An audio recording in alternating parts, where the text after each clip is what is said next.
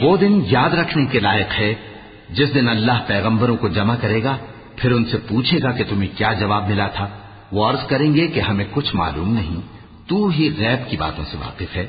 جب اللہ عیسیٰ سے فرمائے گا کہ اے عیسیٰ ابن مریم، میرے ان احسانوں کو یاد کرو جو میں نے تم پر اور تمہاری والدہ پر کیے، جب میں نے روح القدس یعنی جبرائیل سے تمہاری مدد کی، تم گود میں اور جوان ہو کر بھی ایک ہی نسق پر لوگوں سے گفتگو کرتے تھے، اور جب میں نے تم کو کتاب اور دانائی اور تورات اور انجیل سکھائی، اور جب تم میرے حکم سے مٹی کے پرندے کی شکل بناتے پھر اس میں پھونک مار دیتے تھے تو وہ میرے حکم سے سچ مچ کا پرندہ بن جاتا تھا، اور پیدائشی اندھے کو اور برس کی بیماری والے کو میرے حکم سے اچھا کر دیتے تھے، اور مردوں کو زندہ کر کے قبر سے نکال کھڑا کرتے تھے۔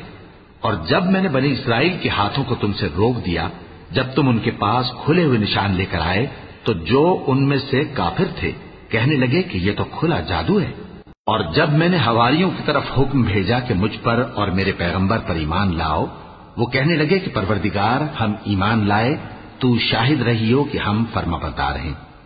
وہ قصہ بھی یاد کرو جب حواریوں نے کہا کہ اے عیسیٰ ابن مریم، کیا آپ کا پروردگار ایسا کر سکتا ہے کہ ہم پر آسمان سے کھانے کا خوان نازل کرے؟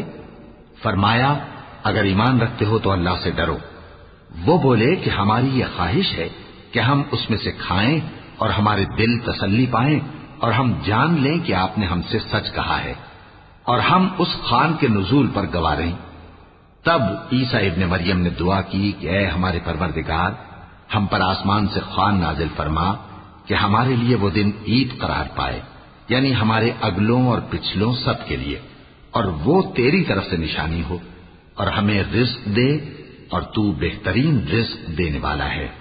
اللہ نے فرمایا، میں تم پر ضرور خوان نازل فرماؤں گا، مگر جو اس کے بعد تم میں سے کفر کرے گا اسے ایسا عذاب دوں گا کہ اہل عالم میں کسی کو ایسا عذاب نہ دوں گا۔ اور اس وقت کو بھی یاد رکھو جب اللہ فرمائے گا کہ اے عیسیٰ ابن مریم، کیا تم نے لوگوں سے کہا تھا کہ اللہ کے سوا مجھے اور میری والدہ کو معبود مقرر کرو؟ وہ کہیں گے کہ تو پاک ہے، مجھے کب شایع تھا کہ میں ایسی بات کہتا جس کا مجھے کچھ حق نہیں۔ اگر میں نے ایسا کہا ہوگا تو تجھ کو معلوم ہوگا، کیونکہ جو بات میرے جی میں ہے تو اسے جانتا ہے، اور جو تیرے جی میں ہے اسے میں نہیں جانتا۔ بے شک تو علام الغیوب ہے۔ میں نے ان سے کچھ نہیں کہا بجز اس کے جس کا تو نے مجھے حکم دیا، وہ یہ کہ تم اللہ کی عبادت کرو جو میرا اور تمہارا سب کا پروردگار ہے، اور جب تک میں ان میں رہا ان کے حالات کی خبر رکھتا رہا۔ پھر جب تو نے مجھے دنیا سے اٹھا لیا تو تو ہی ان کا نگراں تھا، اور تو ہر چیز سے خبردار ہے۔